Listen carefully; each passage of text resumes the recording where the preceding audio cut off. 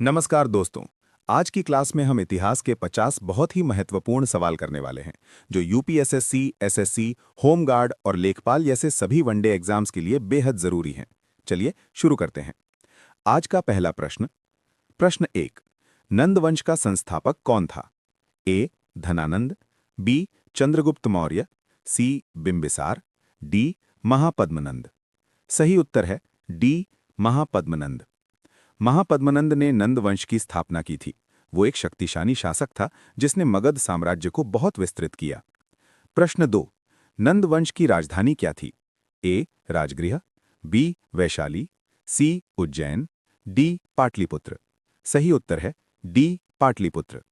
पाटलिपुत्र नंद वंश की प्रमुख राजधानी थी।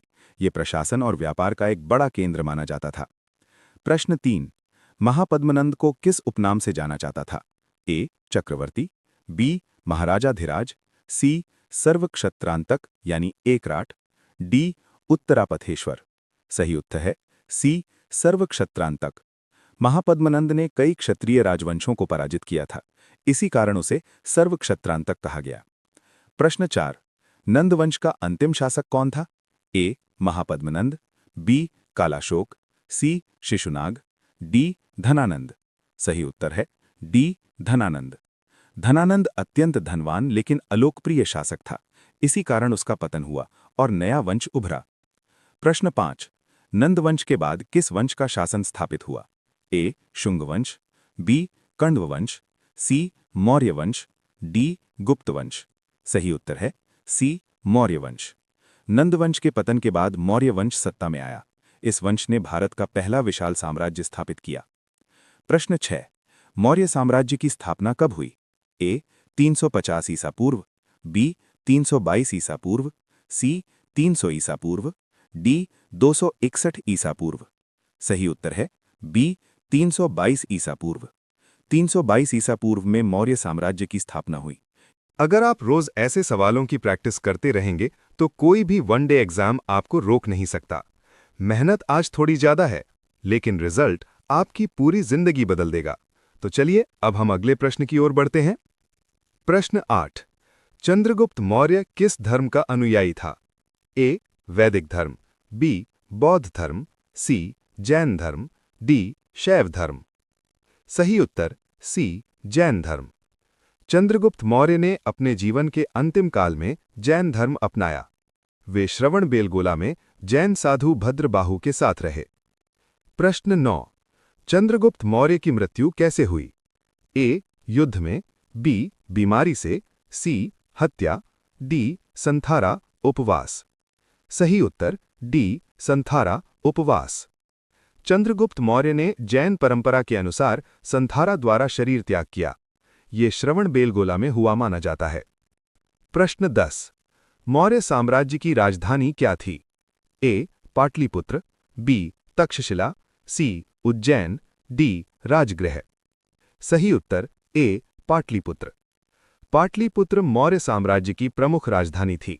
ये प्रशासन और व्यापार का बड़ा केंद्र था। प्रश्न 11। बिंदुसार किस संप्रदाय का अनुयायी था?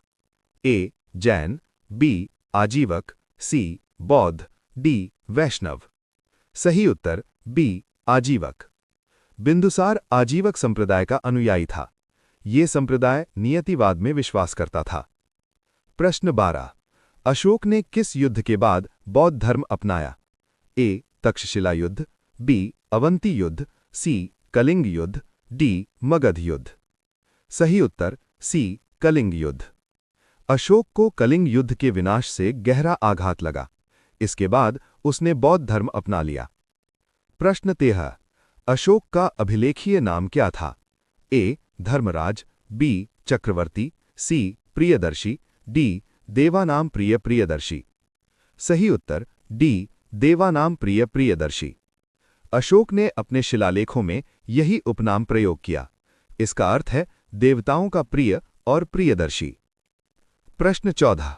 अर्थशास्त्र पुस्तक के लेखक कौन थे? ए कौटिल्य चाणक्य, बी मेगस्थनीज, सी अशोक, डी पाणिनि। सही उत्तर ए कौटिल्य चाणक्य। कौटिल्य ने अर्थशास्त्र की रचना की। ये शासन, अर्थ और राजनीति पर आधारित ग्रंथ है। प्रश्न 15।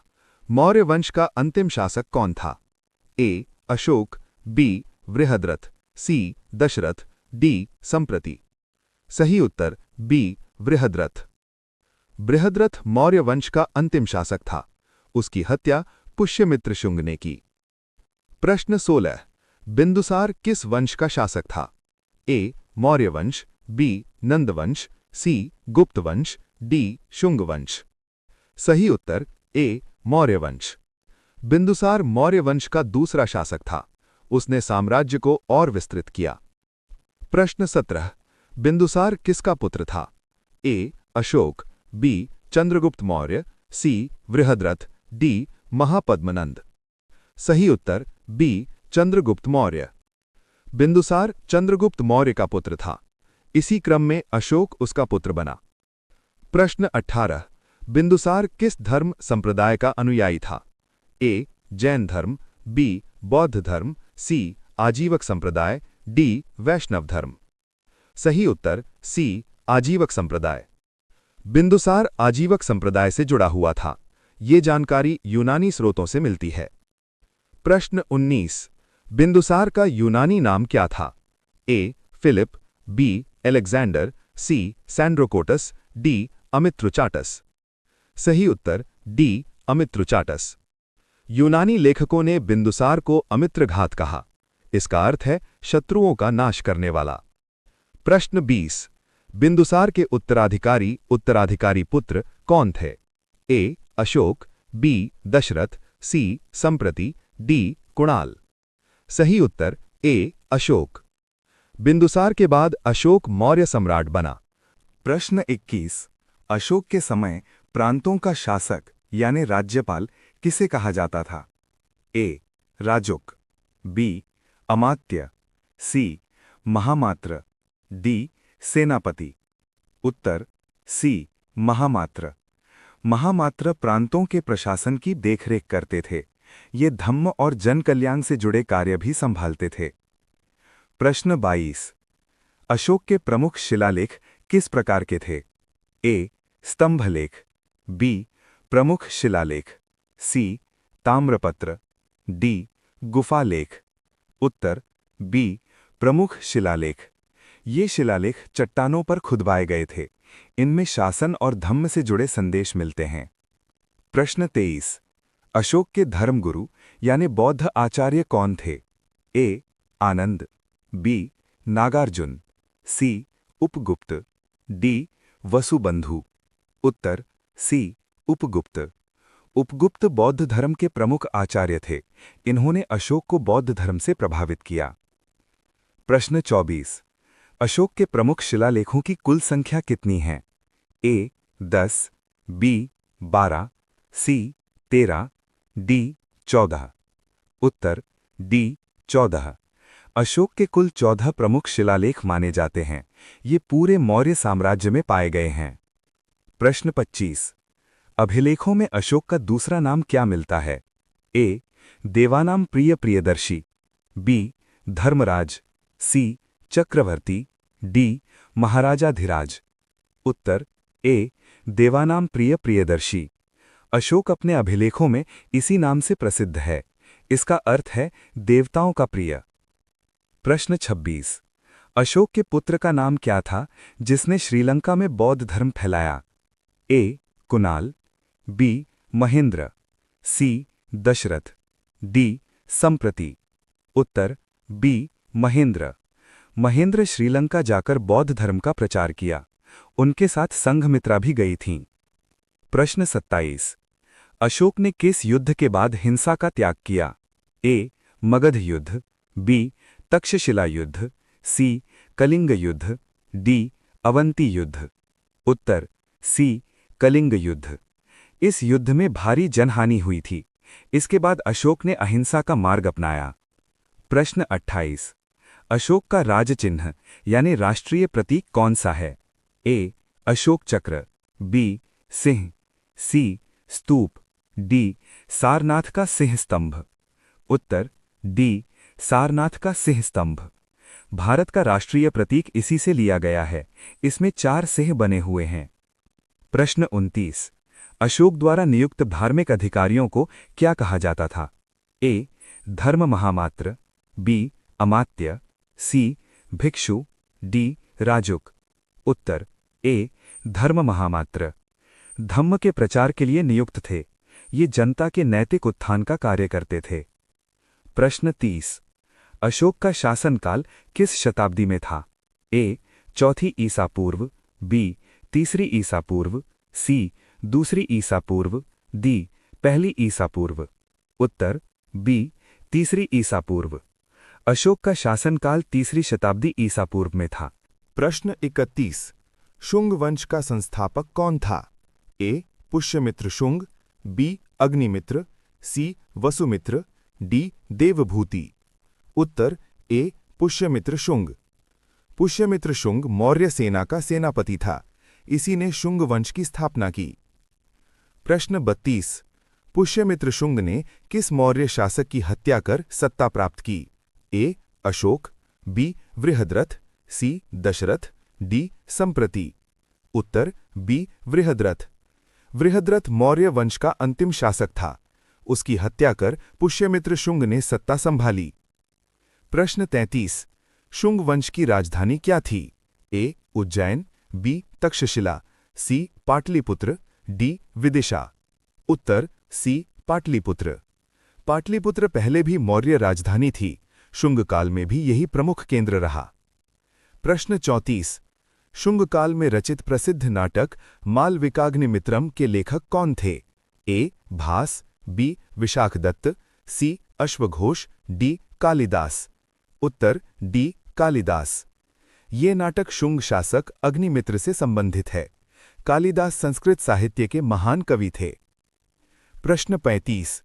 कुषाण वंश का संस्थापक कौन था? ए. कुजुल कडफिसिस, बी. विम कडफिसिस, सी. कनिष्क, डी. हुविष्क। उत्तर ए. कुजुल कडफिसिस। कुजुल कडफिसिस ने कुषाण सत्ता की नींव रखी। इसके बाद वंश का विस्तार हुआ। प्रश्न 36। कुषाण वंश की प्रारंभिक राजधानी कहाँ थी? ए. मथुरा, बी. पुरुषपुर, पेशावर, सी. तक्षशिला, डी. काबुल। उत्तर बी. पुरुषपुर, पेशावर। पुरुषपुर कुषाणों का प्रमुख प्रशासनिक केंद्र था। यहीं से साम्राज्य का संचालन होता था। प्रश्न 37। कुषाण शासक कनिष्क किस धर्म का प्रमुख संरक्षक था? ए. जैन धर्म, बी. वैदिक धर्म, सी. बौद्ध धर्म, डी. शैव धर्म। उत्तर सी. बौद्ध धर्म। कनिष्क ने बौद्ध धर्म को राजाश्रय दिया। उसके काल में बौद्ध धर्म का व्यापक प्रसार हुआ। प्रश्न 38। चौथी बौद्ध संगीति किस कुषाण शासक के काल में हुई? A. Vima Kadphises, B. Huvishka, C. Kujula Kadphises, D. Kanishka. उत्तर डी. कनिष्क। ये संगीति कश्मीर में आयोजित हुई थी। इसमें महायान बौद्ध मत को मान्यता मिली। प्रश्न 39। कुषाण काल में किस लिपि का प्रयोग अधिक हुआ? ए. खरोष्ठी, बी. ब्राह्मी, सी. नागरी, डी. शारदा। उत्तर ए. खरोष्ठी। खरोष्ठी लिपि उत्तर पश्चिम भारत में प्रचलित थी। कुषाण अभिलेखों में इसका अधिक प्रयोग मिलता है। प्रश्न 40। कनिष्क की प्रसिद्ध स्वर्ण मुद्राओं पर किस देवता का चित्र मिलता है? ए. बुद्ध, बी. महात्मा बुद्ध बोधिसत्व रूप, सी. विष्णु, डी. शिव। उत्तर बी. महात्मा बुद्ध बोधिसत्व रूप। कनिष्क की मुद्राओं पर बौद्ध प्रतीक मिलते हैं। ये उसके बौद्ध धर्म प्रेम को दर्शाता है। प्रश्न 41। गुप्त वंश का संस्थापक कौन था? ए. श्रीगुप्त, बी. घटोत्कच, सी. चंद्रगुप्त प्रथम, डी. समुद्रगुप्त। उत्तर ए. श्रीगुप्त। प्रश्न 42। समुद्रगुप्त की उपाधि क्या थी? ए. महाराजाधिराज, बी. भारत का नेपोलियन, सी. चक्रवर्ती, डी. विक्रमादित्य। उत्तर बी. भारत का नेपोलियन। समुद्रगुप्त एक महान विजेता शासक था। उसकी सैन्य सफलताओं के कारण इतिहासकारों ने ये उपाधि दी। प्रश्न 43। चंद्रगुप्त द्वितीय के दरबार का प्रसिद्ध कवि कौन था? ए. हरिशेन, बी. कालिदास, सी. बाणभट्ट, डी. अश्वघोष। उत्तर बी. कालिदास। कालिदास संस्कृत साहित्य के महान कवि थे। उन्होंने अनेक प्रसिद्ध काव्य और नाटक रचे। प्रश्न 44। प्रयाग प्रशस्ति की रचना किसने की थी? ए. कालिदास, बी. विशाखदत्त, सी. बाणभट्ट, डी. हरिशेन। उत्तर डी. हरिशेन। हरिशेन समुद्रगुप्त के दरबारी कवि थे। प्रयाग प्रशस्ति से समुद्रगुप्त की विजयों की जानकारी मिलती है। प्रश्न 45। समुद्रगुप्त का उत्तराधिकारी कौन था? ए. चंद्रगुप्त द्वितीय, बी. कुमारगुप्त, सी. स्कंदगुप्त, डी. श्रीगुप्त। उत्तर ए. चंद्रगुप्त द्वितीय। चंद्रगुप्त द्वितीय ने गुप्त साम्राज्य को और मजबूत किया। उसके काल को स्वर्ण युग माना जाता है। प्रश्न 46। गुप्त काल में भारत आने वाला चीनी यात्री कौन था? A. Itsing, B. Fahien, C. Hiuen Tsang, D. Megasthenes. उत्तर बी. फाहियान। फाहियान ने गुप्तकालीन समाज का वर्णन किया। उसकी यात्रा विवरण से ऐतिहासिक जानकारी मिलती है। प्रश्न 47। चंद्रगुप्त द्वितीय के दरबार का प्रसिद्ध विद्वान कौन था? ए. बाणभट्ट, बी. आर्यभट्ट, सी. कालिदास, डी. नागार्जुन। उत्तर सी. कालिदास। कालिदास चंद्रगुप्त द्वितीय के दरबार में थे। वे साहित्य के साथ साथ विद्वान भी थे। प्रश्न 48। गुप्त साम्राज्य पर किसने आक्रमण किया था? ए. शक, बी. कुषाण, सी. हूण, डी. हूण आक्रमण। उत्तर सी. हूण। हूण आक्रमणों से गुप्त साम्राज्य कमजोर हुआ। इन आक्रमणों का प्रभाव बाद के शासकों पर पड़ा। प्रश्न 49। गुप्त काल की राजभाषा क्या थी? ए. संस्कृत, बी. पाली, सी. प्राकृत, डी. मगधी। उत्तर ए. संस्कृत। गुप्त काल में संस्कृत को राजाश्रय मिला। इसी समय साहित्य और विज्ञान का विकास हुआ। प्रश्न 50। स्कंदगुप्त ने किस आक्रमणकारी को पराजित किया था? ए. शक, बी. हूण, सी. कुषाण, डी. यूनानी। उत्तर बी. हूण। हूणों को पराजित कर स्कंदगुप्त ने साम्राज्य बचाया। वो गुप्त वंश का शक्तिशाली शासक था। आज की क्लास में हमने इतिहास के 50 मजेदार और महत्वपूर्ण सवाल हल किए। अगर आपको क्लास पसंद आई हो तो लाइक, कमेंट और सब्सक्राइब जरूर करना। अगली क्लास में हम इस टॉपिक को पूरी तरह कंप्लीट करेंगे।